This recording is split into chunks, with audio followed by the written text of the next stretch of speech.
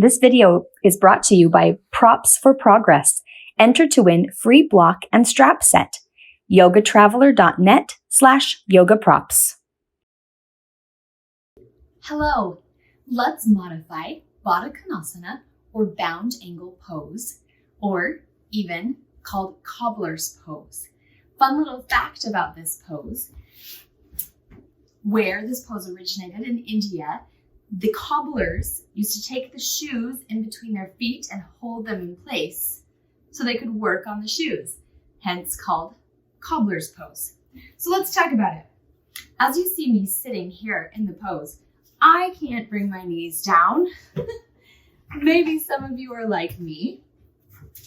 So we might take blocks underneath our knees to help us, underneath our thighs really, to help us hold in the pose. We want our back to be straight and tall. I like to hold my hands. Some people like to hold the ankles. If you hold your ankles, you can press your forearms into your legs to start getting some relief. We're going to feel this right here in the hip flexors. And as we start to fold forward, lengthen your back first, pull up through the center, and fold down into the pose. So what's going on as we fold? We are opening up the sacrum, the low back here.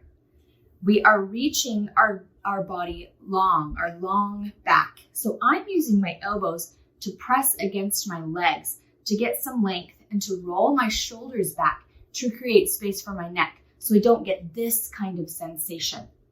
So really use your body as a lever, as a tool to press open and fold down.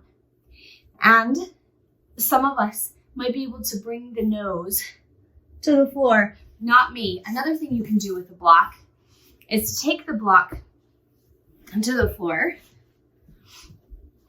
and reach forward, place the forehead on the block. That gives you a focal point to reach for and a way to lengthen the back so that you can lower the head to the ground. Well, not to the ground, but to the block, which is on the ground, right? So that is a general way, as you see, this is not my strong point with my yoga practice. Another thing we can do is to lengthen the legs out. So we've got a considerable bend here, a nice wide diamond, if you will.